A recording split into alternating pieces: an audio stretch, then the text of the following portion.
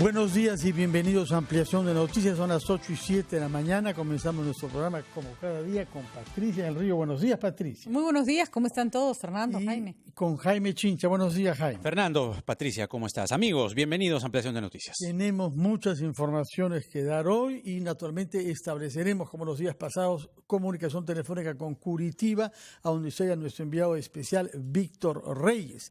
Pero también aquí en el Perú hay diligencias judiciales importantes, una de ellas que es ver la casación presentada por la defensa de Keiko Fujimori y otra la apelación presentada por la defensa del expresidente Pedro Pablo Kuczynski. Esta defensa se ha visto aumentada por la presencia de un nuevo abogado especialista en procesos constitucionales, el doctor Francisco Eguiguren, al que recibimos en los estudios de RPP. Buenos días, doctor Eguiguren. Fernando, Patricia, Jaime. Bueno, buenos días, ¿cómo está? Se pretende hoy que la justicia revoque una decisión previa impuesta al expresidente Pedro Pablo Kuczynski. Queremos conocer qué argumentos van a esgrimir para convencer a los jueces.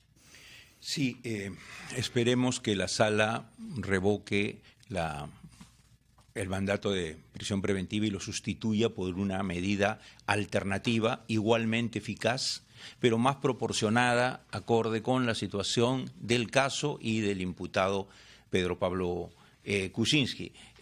A veces los procesos judiciales son muy largos, no muy lentos. Aquí más bien son muy rápidos. Hace un par de días se presentó la apelación. A mí hace día y medio me han pedido que me sume apoyando al doctor Nakazaki con un enfoque constitucional y de derechos humanos. Hoy es la audiencia y se puede resolver hoy o en un par de días. Ojalá que tengan el tiempo de escuchar, leer, meditar, porque, como digo, la palabra clave en esto que ha señalado la Comisión Interamericana y la Corte Interamericana y el Tribunal Constitucional en el caso Heredia-Humala es que la prisión preventiva es correcta, y yo quiero ser claro, permítanme por favor que lo haga. Yo respaldo plenamente el accionar de la lucha anti la corrupción, el trabajo de los fiscales, el trabajo de los jueces, pero yo creo que hay que separar este caso. Cada caso es un caso, y para eso hay que utilizar elementos que el propio tribunal ha señalado como proporcionalidad, razonabilidad. Si ustedes revisan el Código Procesal Penal, que es lo que va a aplicar la sala, claro, a la luz del sistema interamericano y de la Constitución, el Código señala criterios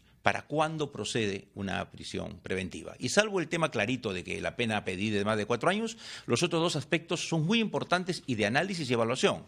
El primero, que tiene que existir una convicción fehaciente de que el imputado es autor o coautor o partícipe del delito. Entonces, claro, ¿cómo se acredita esa convicción? Convicción no es conjetura, tienen que haber hechos, no pruebas definitivas, porque eso es el juicio, esto es una medida cautelar. Y no solo lo que dice el fiscal, hay que oír los descargos del imputado. Y el otro elemento, que es el que aquí puede ser más importante, es que exista un peligro procesal en dos direcciones. Una, que el imputado pretenda evadir la justicia fugando del país. Incluso el Código Procesal Penal en otro artículo señala cuáles son indicios, elementos que pueden indicar su intención de fuga. Y el otro, que pueda entorpecer el accionar de las investigaciones, la búsqueda de la verdad, intimidando testigos o coaccionándolos, destruyendo pruebas, falsificándolas. Esos elementos, que son datos, hay que verlos en el caso. El fiscal construye su interpretación, está en su trabajo, y el abogado defensor hace lo propio. Pero yo creo que esto funciona si los jueces hacen ese control, ¿no? Yo no creo que aquí se necesitan cambiar leyes, no. En este caso se ha invocado el hecho de que la dirección que se dio sobre la contadora, que después se volvió socia, Sí. era una dirección falsa, razón por la cual no se ha podido recoger el testimonio de la señora Denise Hernández, que sigue en los Estados Unidos. Sí. Esto está ampliamente Así desarrollado sí. de manera ¿Y usted le parece eso obstaculizar la justicia? Naturalmente, ¿Pero qué, dar una dirección falsa de un testigo clave de manera tal que no pueda... ¿De quién es la declarar. chamba de ubicar a los testigos? No, pero ¿quién da la dirección, señor Eguiguren? No sé, no tengo Por favor, idea. La persona que ha trabajado con ella y a la cual la justicia pide. Si yo le pregunto cuál es su dirección o la de su empleador y me da una dirección que no es exacta, por favor. Yo no estoy viendo el proceso penal. Menos mal, detalle. menos mal. No, pero le pregunto, y yo no sé quién ha ofrecido ese testigo. No sé si lo ofreció el señor lea el Kuczynski. expediente, pues, No, lea el no, expediente. por eso hay que verlo en el expediente. Yo he leído la resolución del juez. Él dice que efectivamente la dirección. Yo no sé quién ha ofrecido el testigo ni a quién corresponde ubicarlo. pero la palabra clave, ya se le he dicho, es proporcionalidad. Yo puedo decir que aun si yo supiera una dirección, fíjese, en derechos humanos y en derecho constitucional hay un principio que se llama el de no autoinculpación. Quien tiene que acusar, perseguir y probar es el fiscal. Un imputado puede callarse, un imputado hasta puede mentir para defenderse. Y puede dar direcciones falsas. No lo sé si eso es lo que usted recomienda como especialista en derechos humanos. Lo que he leído en la resolución es que no ha proporcionado la dirección exacta. Yo no sé si es falsa o no, pero yo le digo, yo no tengo por qué saberlo. ¿Y a usted le parece proporcional y sustantivo para decir que una persona obstaculiza la justicia y que por eso se va a la cárcel, que no da una dirección? No, pero obstaculiza y esa es una causal para la prisión preventiva. Pero por eso hay que hacer razonabilidad y ponderación. Claro. Son elementos. Pero sobre datos concretos. Usted pone una balanza, ya, ok. Un imputado puede no querer colaborar. Tanto no quiere colaborar que también ha cerrado todas sus redes sociales, la señora Hernández, según Hildebrand. Ese será el problema de la señora Hernández. Aquí lo que estamos discutiendo es si la prisión preventiva impuesta a una persona de más de 80 años, delicado de salud y que está en el país, que está impedido de salir y que ha funcionado, las medidas actuales han funcionado. ¿Se ha ido del país? La resolución dice, como ha querido irse a Estados Unidos para un tratamiento médico, se ha querido fugar del país. Eso dice la resolución. Está en la clínica, ¿no? De acuerdo. El señor Pedro Pablo Kuczynski ha pedido salir del país por razones de salud, se le negó ese pedido y eso en alguna interpretación se consideró que podía haber sido un indicio de peligro de fuga. Podría ser. Lo cual es discutible. No, así es discutible, perdóneme. Podría ser, pero ¿sabe qué? Ahí es donde el sistema funciona. El señor lo pide por el cauce formal, porque está impedido de salir. No. Y el juez le dice que no, y está muy bien. Yo no voy a discutir si tenía razón o no el juez, pero eso quiere decir, las medidas están funcionando. El problema es que no solo se trata de la posibilidad de que una señora no sea inubicable porque el testigo dio mal su dirección. Yo creo que lo que está evaluando Fiscalía y debe tener elementos de juicio para eso es que si existe una coordinación entre la persona investigada y el testigo que necesita la Fiscalía para esconderse, para no declarar, si le preguntan dónde vive, pudo haber dicho no sé, pero dieron una dirección falsa. Si la señora resulta inubicable, y estamos hablando de una red, en la que es la teoría de Fiscalía, que yo no sé si es buena o mala, de una red hecha para delinquir, entonces sí, amenazar a un posible testigo, ocultar a un posible testigo, amedrentar a un posible testigo, esconder a un posible testigo, es ocultamiento, es interferencia en la justicia. Es la razón por la que Keiko Fujimori está presa. No, es un caso totalmente diferente. Estábamos hablando de obstrucción a la justicia. Los casos son distintos, pero el cargo es el mismo. Como dicen, una golondrina no hace verano. No, acá hay más de una golondrina. Bueno, puede ser, y por eso lo que corresponde es poner en una balanza si eso es suficiente para una prisión preventiva o no. Bueno, tener a la persona... En eso creo que estamos de acuerdo. Hay que evaluar si el comportamiento con respecto a este testigo da para una prisión preventiva. Pero el comportamiento, no sé por qué se ríe, la verdad que su situación es complicada, pero el comportamiento de la testigo es a todas luces irregular y suponemos que la Fiscalía cree que Pedro Pablo Kuczynski tiene que ver con ese comportamiento irregular. Esa es la tesis de Fiscalía, no están locos tampoco, ¿no? Señor Eguiguren, vamos a ir a una pausa para que nos diga qué es lo que usted pone en el otro plato de la balanza para que haya, como usted dice, proporcionalidad. 8:16, pausa y regresamos con el doctor Francisco Eguiguren, que se ha incorporado a la defensa del expresidente Pedro Pablo Kuczynski.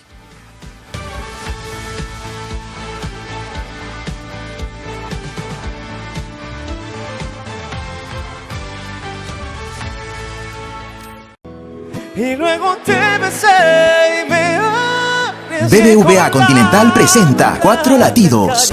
No te pierdas este 25 de mayo a Camila y Sin Bandera. Por primera vez juntos compartiendo escenario. 4 Latidos Tour. Compra tus entradas en Teleticket de Wonimetro y aprovecha el 15% de descuento con tu tarjeta del BBVA Continental hasta el 30 de abril. Vive una noche soñada este 25 de mayo en Jockey Club. Camila y Sin Bandera. ¿Sabes cuál es la película más taquillera? ¿Qué obras de teatro están en tarima? ¿Los museos que puedes visitar? Eso y mucho más en Primera Fila. Películas en cartelera, canciones del momento, exposiciones de arte, funciones de teatro. Con nosotros siempre estarás en Primera Fila, de lunes a viernes a la 1:30 de la tarde por RPP Televisión.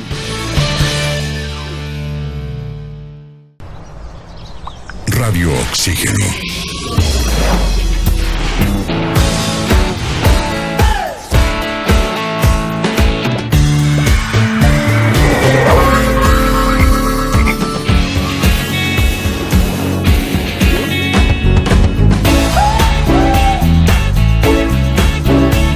Vemos el mundo diferente porque respiramos música. Radio Oxígeno. Clásicos del rock and pop. Tope.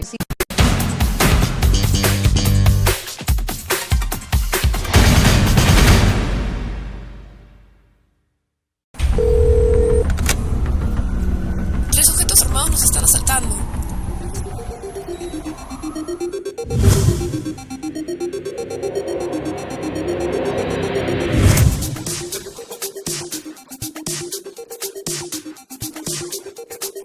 Cuando estés lejos de sentirte seguro, contacta al Rotafono, la línea de ayuda más efectiva.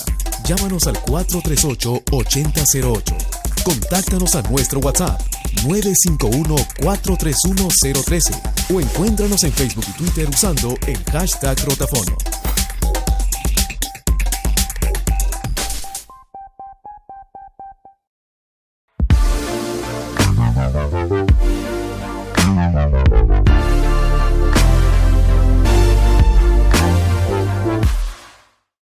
Hola, ¿qué tal amigos? Mi nombre es Edgar Vivar y mi libro favorito es Los Miserables. Es un libro que siempre vas a encontrar algo nuevo. Yo lo he leído 3 veces. Es un libro grande, extenso, pero habla acerca de una vida maravillosa y que estoy seguro que los va a subyugar. Además, lee. La lectura es una llave maravillosa que te abre un mundo que ni siquiera has sospechado. Puedes viajar, puedes crecer, puedes ver cosas inimaginables a través de la lectura.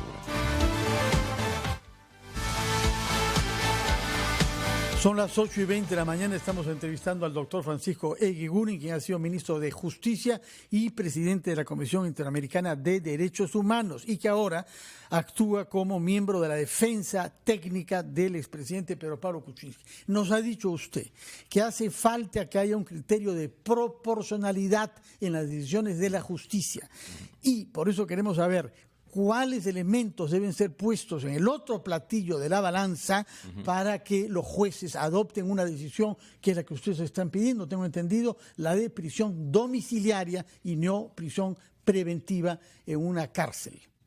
Sí, mire, desde hace varios años la Corte Interamericana de Derechos Humanos y la Comisión Interamericana han señalado su preocupación por el uso excesivo en el continente o en varios países de la prisión preventiva, con el argumento de que la regla es el procesamiento en libertad y que la medida excepcional, cuando es estrictamente necesaria y proporcional, es la detención preventiva. La detención preventiva o la prisión preventiva, yo estoy de acuerdo con su existencia. Creo que es un mecanismo importante de lucha contra el delito, contra la corrupción, contra el accionar de los delincuentes, pero el Tribunal Constitucional, en el caso Humala Heredia, ya señaló criterios, pautas para esta labor que tiene que hacer el juez de evaluar la existencia y la concurrencia de los distintos presupuestos procesales, materiales que el Código plantea. Y aquí en verdad es un tema de ponderación, de apreciación. Van a haber planteamiento de la Fiscalía, van a haber planteamiento del imputado y sus abogados. ¿Cuáles son estos planteamientos? Vayamos a lo concreto, alejémonos de la cátedra universitaria. Bueno, la Fiscalía plantea que hay una organización criminal que encabeza Kuczynski, integran su secretaria, su chofer y Sepúlveda, que actúa hace muchos años, que tuvo unos ingresos ilícitos o incompatibles con Westfield cuando él era ministro, y que en adelante hay un lavado de activos, en todos estos años de lavado de activos, movimientos económicos y financieros. Que es una hipótesis que no se puede descartar. No, eso así es.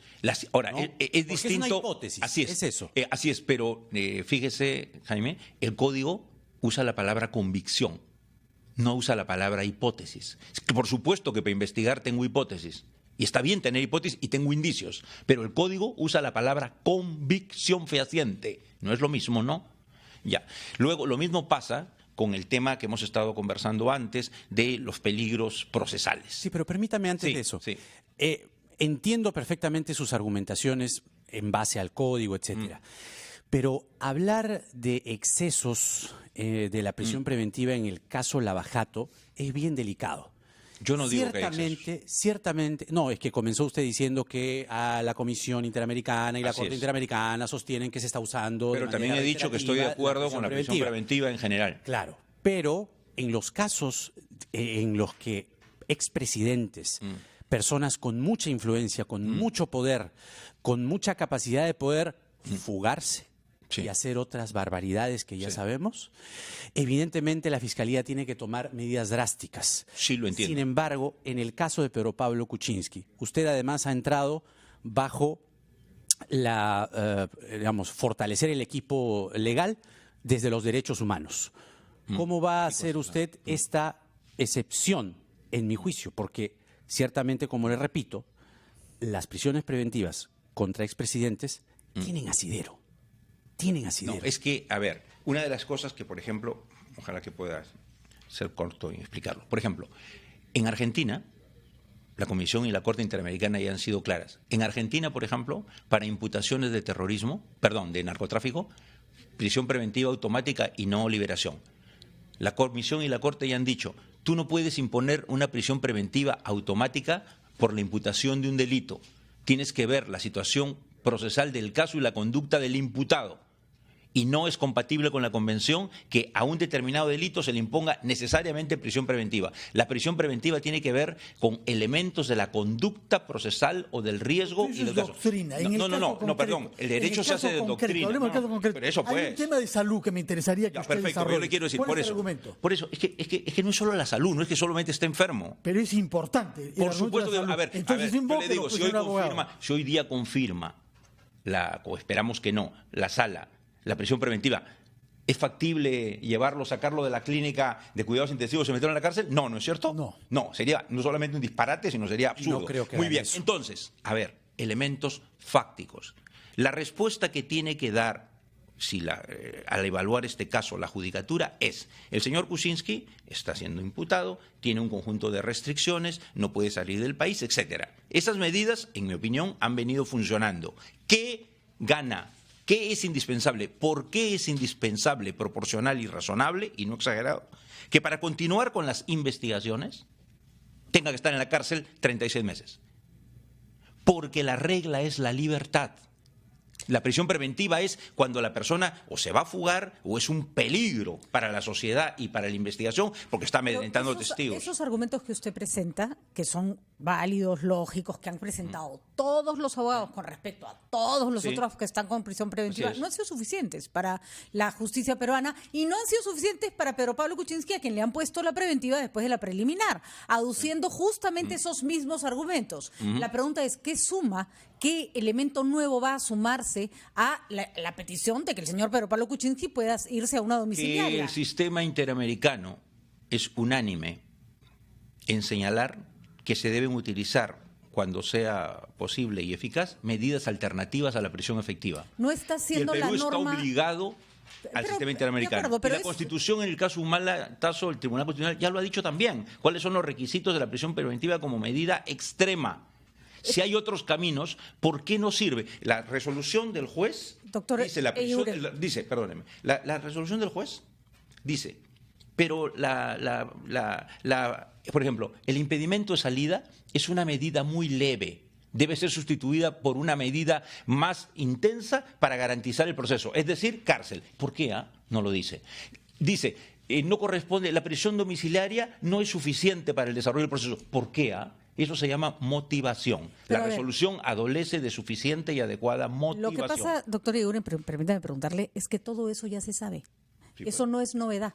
Todo lo que usted está señalando se ha discutido y lo hemos venido discutiendo acá con muchos especialistas. Y ustedes tienen la misión de ir a un juzgado y explicar o apoyar al señor Nakazaki en el hecho de que todo esto que hasta ahora no ha servido para convencer a los jueces que no apliquen la medida, sirva de pronto para el señor Va a ser bien difícil si no se suman argumentos nuevos, porque, discúlpeme, Los jueces han No hay estado nada actuando. nuevo en esto. Señalar la doctrina de la Corte Interamericana o de la Comisión o del Tribunal Constitucional no tiene nada de nuevo. Es simplemente un tema de ponderación, de reexamen.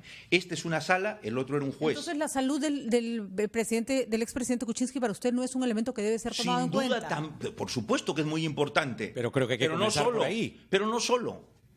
Es un elemento más que confirma la situación de ahora. Su situación de salud, por supuesto que sí, pero hay elementos otros, Doctor como es el uso de medidas ¿usted alternativas. ¿Va a defender al señor Kuczynski o va a dar una clase de derecho en el juzgado? ¿Cuál? Porque No, estoy un yo poco no voy confundida con su papel. Yo he hecho un informe, este es un primer paso. Esto se juega hoy. A mí me han hablado hace 2 días. Yo he hecho un informe escrito, doctrinal, conceptual y de fundamentos, apoyando en el punto constitucional y de derechos humanos la labor que desarrolla el doctor Nagasaki. Vamos a ver qué pasa. Entiendo que esa sala solo permite que intervenga un abogado.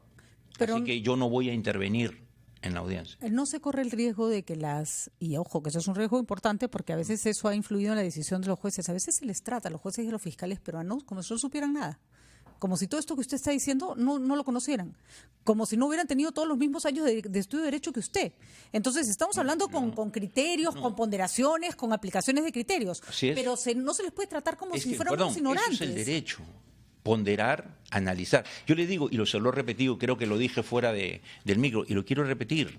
O sea, perdónenme, yo, en mi visión del asunto, cada quien hace sus aportes, ¿no es cierto? Claro. Yo creo que así como los abogados defienden a sus clientes, los fiscales tienen la labor social de acusar y de probar. Cada quien utiliza sus armas, debe tener criterios éticos, pienso yo, esa es mi visión del asunto, pero son los jueces a quienes les corresponde no descubrir la pólvora. Aquí nadie puede, yo no puedo pretender que descubro nada.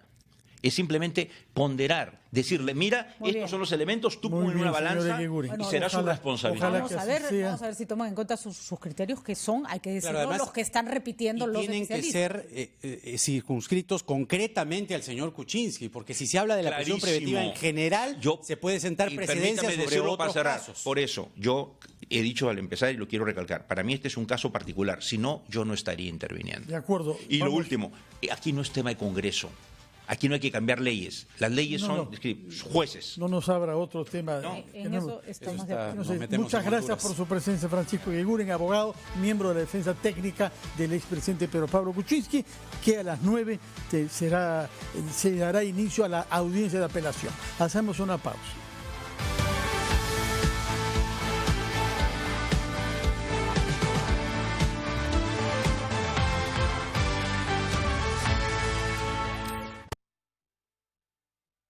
Mejor colección de novelas clásicas en audio ahora en RPP Player. Entra a rpp.p, busca mi novela favorita, dale clic y listo. 15 obras de la literatura clásica con los comentarios del premio Nobel Mario Vargas Llosa. Mi novela favorita. RPP Player. Pon el tiempo en tus manos.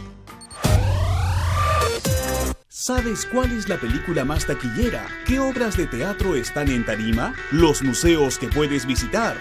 Eso y mucho más en Primera Fila. Películas en cartelera, canciones del momento, exposiciones de arte, funciones de teatro. Con nosotros siempre estarás en Primera Fila, de lunes a viernes a la 1:30 de la tarde por RPP Televisión.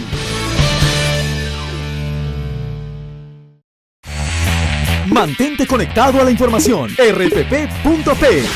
En todo momento y en todo lugar, desde todos los medios smart digitales. rpp.p. Las noticias del Perú y el mundo al instante.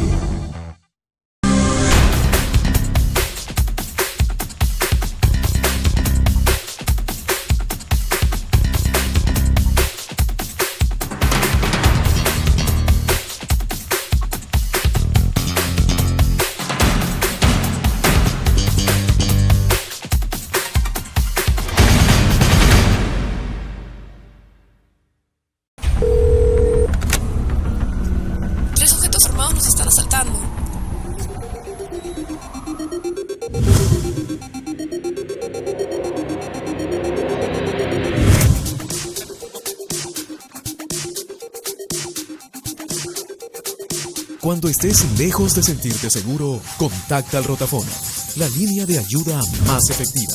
Llámanos al 438-8008. Contáctanos a nuestro WhatsApp 951-431-013 o encuéntranos en Facebook y Twitter usando el hashtag Rotafono.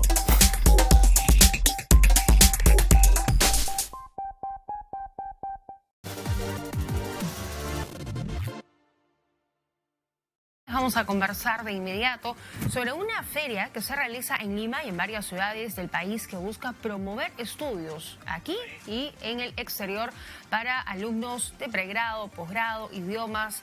Vamos a conocer los detalles con Jacqueline Navarro, quien es organizadora de la Feria Educativa Internacional. Gracias por acompañarnos. Gracias por la invitación. Sí, efectivamente, mañana 26 de abril se llevará a cabo la Feria Educativa Internacional, que la estamos haciendo desde las 12 del día hasta las 7 de la noche.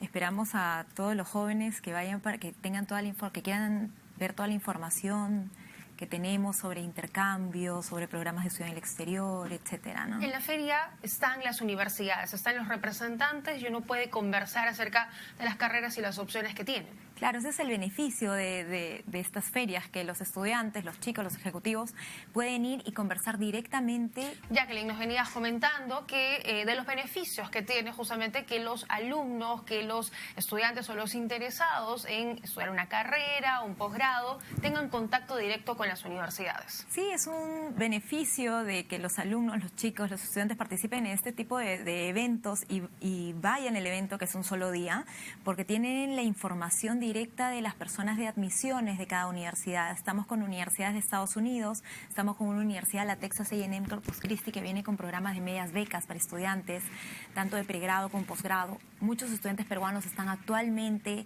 ya gozando de la beca, otros han egresado, pagando montos muy económicos, claro, porque tienen un nivel académico bueno, porque tienen un nivel de inglés también bueno, pero lo que nosotros hacemos es eso, ¿no? Difundir todas las oportunidades que hay para los chicos, para los jóvenes, para los chicos que quieran hacer maestría, trayendo estas ferias y estas universidades. Ahora, ¿cuál es el lugar, digamos, que resulta más atractivo en estos 2 años de feria? ¿Estados Unidos, Europa, Latinoamérica? ¿Qué tiene más acogida? Se decía y se sigue viendo Estados Unidos como un destino muy interesante para estudiar, sea para inglés, que empiezan por eso, ¿no? Tienen programas desde 4 semanas hasta un año académico y pueden ir los chicos tanto por intercambio de colegio, etcétera. También tienen los programas de especialización, las maestrías, las carreras universitarias y también sobre los beneficios que ofrece, como programas de medias becas, la cercanía también. También eso es un factor en comparación a otros destinos que sin duda. Y gracias por Muchas acompañarnos. Gracias por la invitación. Esta tarde.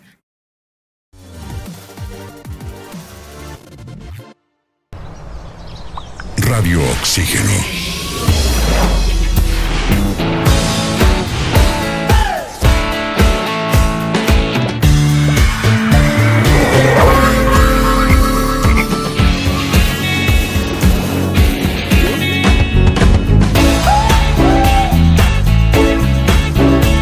Vemos el mundo diferente porque respiramos música.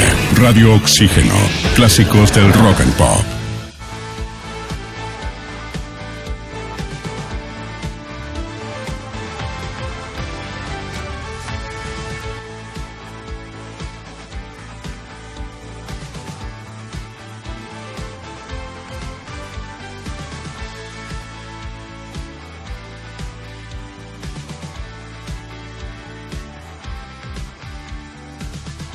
Alonso Puig, decano del Ilustre Colegio de Abogados de Madrid. Eso significa que usted representa, tengo entendido, a más de 60.000 abogados inscritos en el colegio que usted lidera.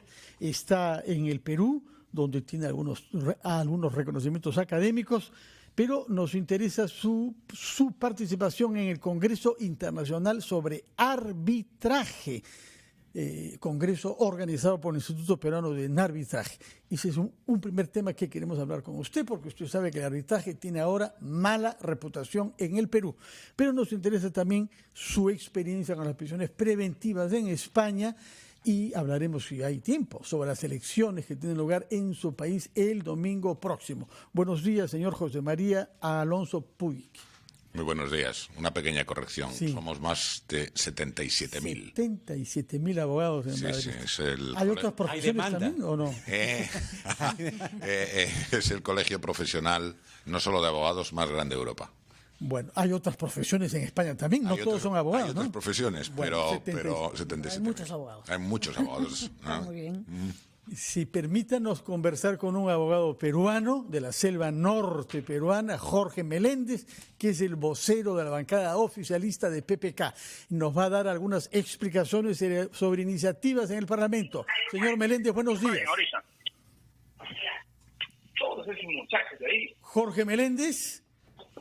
Aló, buenos días. Sí, buenos días. Estábamos escuchándolo, pero creo que usted no a nosotros. Buenos días, señor Meléndez. Muy buenos días, Fernando. Gracias por la oportunidad. Cuéntenos, por favor, qué cosa está pasando. Hemos visto noticias que nos llegan desde la selva relativas a las iniciativas últimas de la congresista Jenny Vilcatoma. Sí, la verdad, Fernando, hemos visto un comportamiento errático y un ánimo de figuración desmedido de la congresista Vilcatoma. Pero lo peligroso, Fernando, es que nos quieren llevar a una especie de clima de ingobernabilidad, ¿no? Como hemos estado en el pasado. Y aquí hay varios actores, ¿no? Que se suman, inclusive algunos operadores también mediáticos, como en el caso del señor Batters, que ha dado opiniones totalmente irresponsables. Yo el día de ayer me he reunido con el presidente de la República y me ha comentado que en ningún momento él ha hecho esta llamada que menciona el señor Batters. Así que yo le emplazo, Fernando, a que él muestre pruebas de lo que está advirtiendo en los medios de comunicación. Entonces, en realidad, congresista Meléndez, el señor Batters tiene su propio medio de comunicación. Nosotros le sugerimos el señor Batters tiene su propio medio de comunicación. Nosotros le sugerimos que lo emplace en su propio medio de comunicación. Lo mismo le dije anoche. Sí, acá tenemos nuestra propia, nos ocupamos de temas que están efectivamente corroborados. Así que le queríamos preguntar, por ejemplo, cuál es la posición que tienen ustedes sobre la propuesta de la señora Luciana León para cambiar las condiciones de la prisión preventiva. Si usted tiene algo que emplazar y reclamarle al señor Batters, yo estoy segura que el señor Batters le va a contestar el teléfono. Tiene usted toda la libertad de emplazarlo en su propio medio de comunicación. Sí, estoy dando una opinión, Patricia, respecto a lo que vino ocurriendo. ¿No es cierto? Ustedes tienen un propio espacio ahí. Respecto al proyecto de ley, nosotros no vamos a apoyar el proyecto porque consideramos que esto puede dar pie a que criminales, bandas organizadas que se dedican a la extorsión, violadores, puedan terminar siendo beneficiados. Uh-huh. Aquí lo que hemos hecho referencia más bien es a un tema de los criterios que deberían utilizar los jueces al momento de dar su sentencia.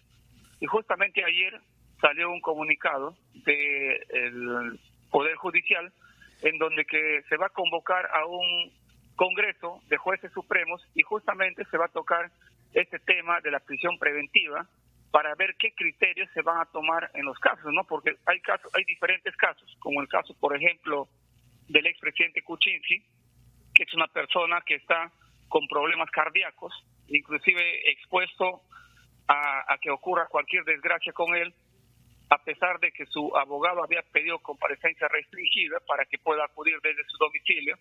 Sin embargo, todo esto se le ha negado. Entonces, nosotros no hemos visto en ningún momento que en el caso de él hubo un peligro procesal. Muy por el contrario, ha venido colaborando permanentemente con la justicia, ¿no? Señor Meléndez, a ver, ya, dejamos el tema de lado de una persona en particular a la que usted, como le dijo Patricia bien, y se lo dije anoche también, puede llamar usted y reclamarle todo lo que quiera. Sin embargo, que usted se preocupe más de eso y que, por ejemplo, no haga mayores comentarios sobre el pedido de vacancia presidencial de la señora Jenny Vilcatoma, nos deja un poco preocupados, en el sentido de que ¿cuál es el norte de este gobierno? ¿Qué es lo que quiere este gobierno? ¿Cómo se defiende este gobierno? Porque, vamos, no es cualquier cosa el hecho de que la señora Vilcatoma presente una moción de vacancia, además sustentándose ella en diversas fuentes que le han dado información muy grave en contra del actual mandatario. Sí, pero no ha explicado, Jaime, digamos, cuál es el extremo de la moción de vacancia. El gobierno sí tiene un norte, Jaime, y el norte está justamente basado en las políticas públicas que tiene el gobierno, y esas políticas públicas tienen que ver con materias de carácter económico, con materias de descentralización, de desarrollo social, de lucha contra la corrupción que ha emprendido el gobierno desde un principio, y eso justamente ya está dando resultados. Y esos resultados se pueden ver con los fiscales que están viendo el caso Lavajato, y que nosotros hemos defendido a este grupo porque hubo intentos desde el Congreso de desarticular la colaboración eficaz, porque se intentó tirarse abajo el proyecto. Sí, señor Meléndez, pero con todo respeto también esa nueva declaración del señor presidente trata de corregir, ¿no?, rectificar un poco lo que el propio presidente había dicho días atrás respecto a que los fiscales tendrían que repensar y reflexionar respecto a la prisión preventiva, lo cual fue tomado como una suerte de, tratar de recostarse en las otras fuerzas políticas que son precisamente sus enemigos. Entonces, es ahí donde, se recuesta, repitiendo la misma palabra, la pregunta que le hago. Ayer el señor del Solar, según información que se encuentra, se ha reunido o se habría reunido con el señor Guerra García, ofreciéndole el MTC. El señor Guerra García no tiene ninguna imputación, pero por olfato político, si trabajó con la señora Villarán, y la señora Villarán está hasta el cuello, hasta la frente de imputaciones, ahí falta un poco de cintura política, ¿no?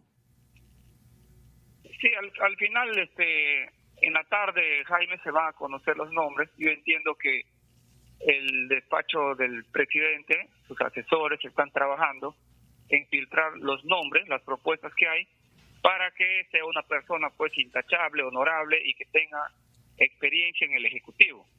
Entonces van a ser muy cuidadosos en eso, y espero que los nombres no estén cuestionados también y podamos tener 2 ministros que trabajen tranquilamente en 2 sectores que son sumamente importantes, sobre todo en el tema de la reconstrucción del norte, ¿no? Vivienda y transportes tienen mucho que ver en la reconstrucción, y por lo tanto aquí se tienen que continuar procesos de gestión interna que nos van a permitir cumplir los objetivos y metas, que es llegar más o menos a 8.000 millones de soles de inversión en la reconstrucción del norte. Muchas gracias, congresista Jorge Meléndez, por sus explicaciones sobre esta situación creada por la congresista también Jenny Vilcatoma, y por sus informaciones sobre estos otros temas de nuestra vida pública. Son las 8:45, vamos a hacer una breve pausa, retomamos nuestra entrevista con el abogado Alonso Puig, decano del Ilustre Colegio de Abogados de Madrid.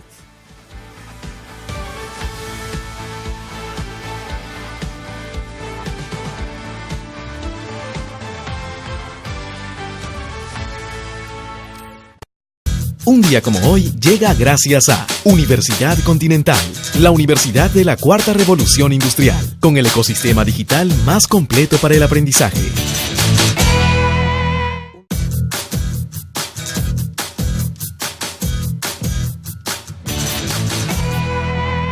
Un día como hoy, 26 de abril, en 1937, se produce uno de los acontecimientos más conocidos y terroríficos de la Guerra Civil Española, el bombardeo de la Villa Vasca de Guernica, al norte de España. Durante más de 3 horas, la aviación alemana ataca a la ciudad, dejándola prácticamente destruida. Diversas fuentes señalan como responsable directo al general Franco, quien habría dado la orden del ataque para aterrorizar a la población civil y debilitar al bando republicano opuesto a su régimen. Este terrible hecho motiva al pintor Pablo Picasso a crear su famoso mural, Guernica, para apoyar la causa republicana. Apenas 49 años después, un día como hoy, en 1986, otra tragedia conmociona al mundo. En Ucrania, ocurre el mayor desastre nuclear de la historia en la central de Chernobyl. Se estima que la radiación producida fue mayor a la de la bomba de Hiroshima y Nagasaki juntas, y se calculan 30 muertos directos, además de cientos de miles que se contaminaron como consecuencia del nefasto hecho. Esto sucedió un 26 de abril, un día como hoy. Un día como hoy llegó gracias a Universidad Continental, la universidad de la Cuarta Revolución Industrial, con el ecosistema digital más completo para el aprendizaje.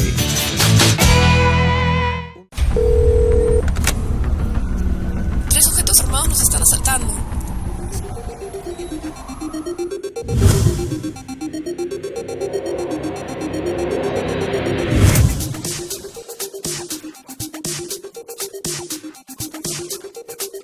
Cuando estés lejos de sentirte seguro, contacta al rotafono, la línea de ayuda más efectiva.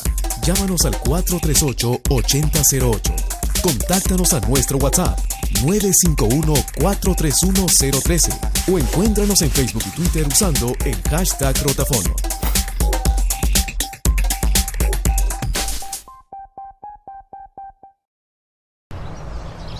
Radio Oxígeno.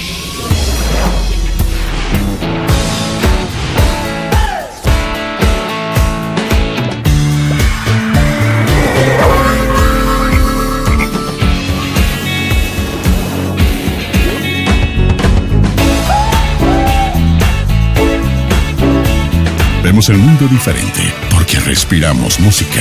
Radio Oxígeno. Clásicos del rock and pop. Tres sujetos armados nos están asaltando.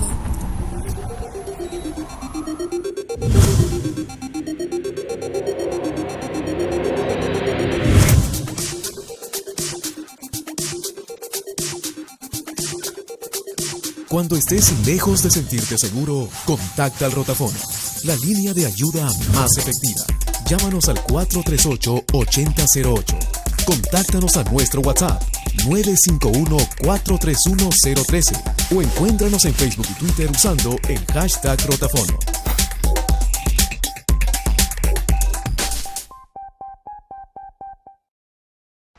RPP, confianza por todos los medios. ¿Sabes cuál es la película más taquillera? ¿Qué obras de teatro están en tarima? ¿Los museos que puedes visitar? Eso y mucho más en Primera Fila. Películas en cartelera, canciones del momento, exposiciones de arte, funciones de teatro. Con nosotros siempre estarás en Primera Fila.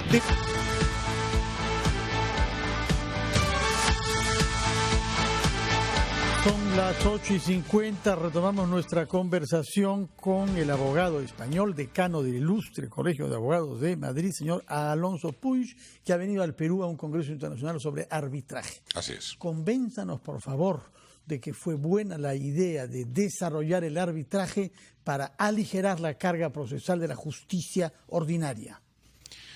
Pues vamos a ver, yo creo que la iniciativa que se tomó en el Perú, sobre todo en relación con la contratación pública y someter a arbitraje los contratos con la administración pública, fue un importante avance que desde luego los que practicamos el arbitraje lo vimos como algo extraordinariamente positivo, porque si uno mira lo que está sucediendo en España, la jurisdicción contencioso administrativa está absolutamente colapsada.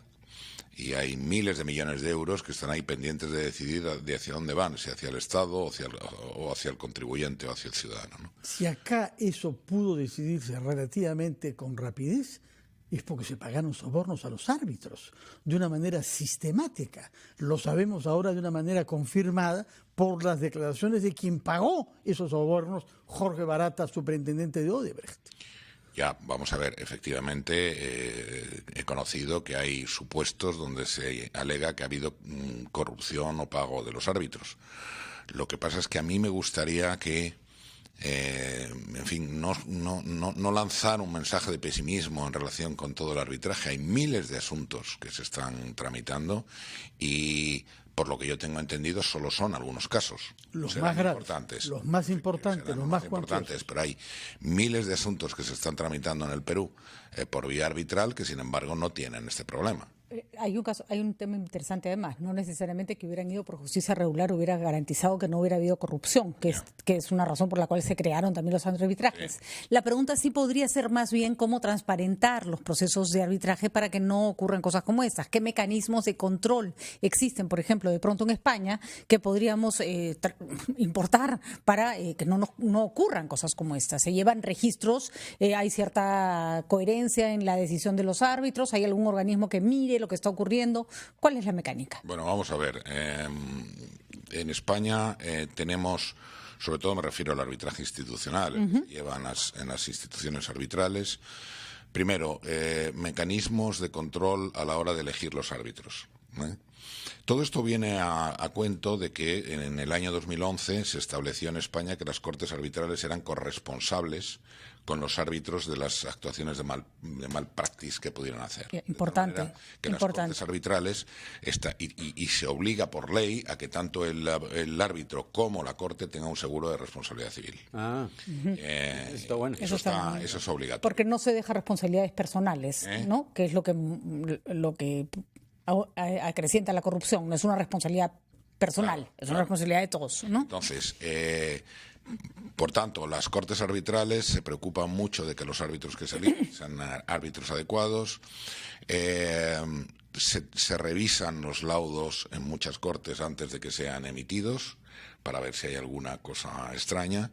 Y luego nos estamos dotando de medios, por ejemplo, en el Club Español del Arbitraje, que es una asociación que tiene más de 1.000 miembros. Hemos reformado el Código de Buenas Prácticas metiendo requisitos muy estrictos en lo que es la selección de los árbitros, lo que es la actuación de los abogados, de los peritos, de las instituciones arbitrales, en fin, dándonos una autorregulación.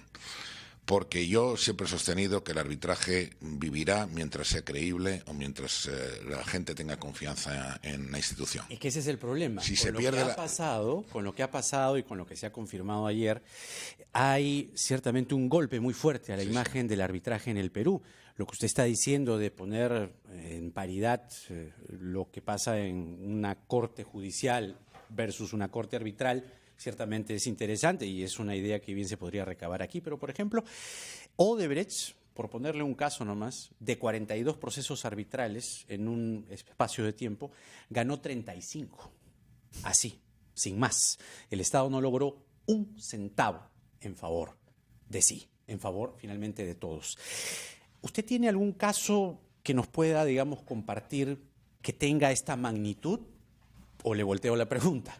¿Cree usted que este es uno de los casos más escandalosos en el arbitraje en el contexto mundial, en el contexto iberoamericano? Yo creo que es efectivamente, no se puede negar, uno de los casos más graves que ha sucedido. Otro caso significativo que hubo y que ha dado también mucha información fue el caso de Bernard Tapie.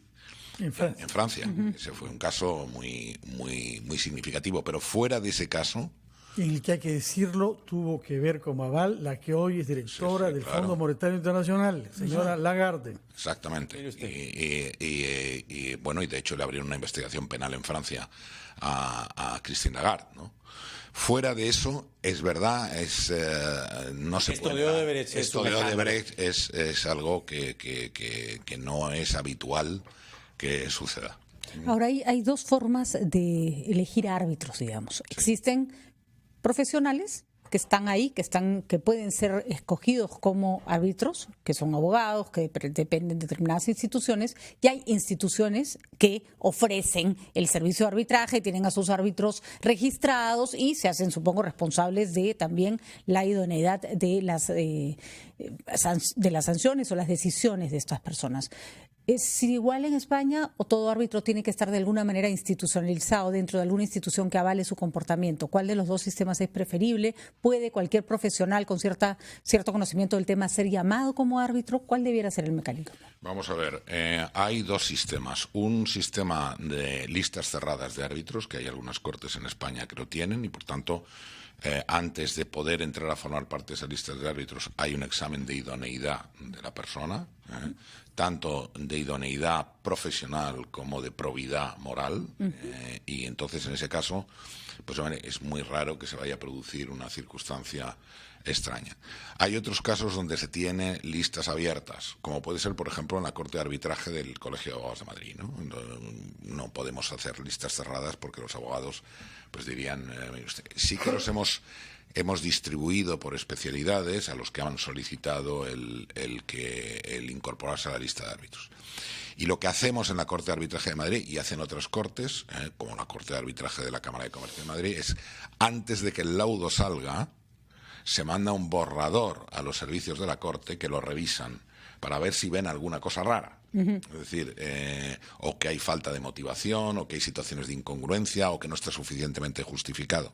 La Corte evidentemente no puede sustituir la decisión del árbitro, pero sí vigilar que lo que salga de ahí sea algo, en fin. ¿Y hay algo parecido a la jurisprudencia? Es decir, un árbitro que falle en determinados casos de una manera con respecto a determinados conflictos y que en otro caso similar falla en sentido contrario, ¿es motivo de algún tipo de investigación? ¿Es motivo de algún tipo